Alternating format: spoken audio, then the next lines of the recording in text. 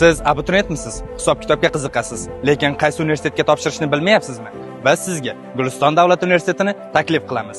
Bizning universitetimizda raqamli iqtisodiyot va innovatsiyalar fakulteti mavjud. Guliston davlat universitetimizda iqtisodiyot, menejment, bank ishi, buxgalteriya hisobi, moliya va turizm yo'nalishlari mavjud. Ushbu yo'nalishlarni siz kechki, kunduzgi va masofaviy ta'lim olishingiz mumkin.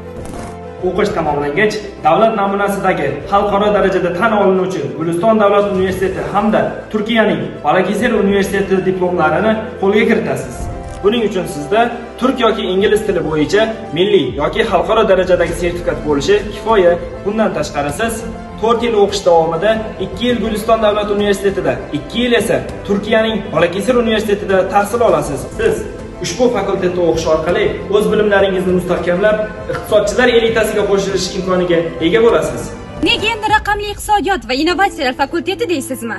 Bu shunchaki ta'lim olish jarayoni emas, balki ilm olishga interaktiv yondashuv va yuqori o'zlashtirish amaliyotidir. Kelajagingizni biz bilan boshlang.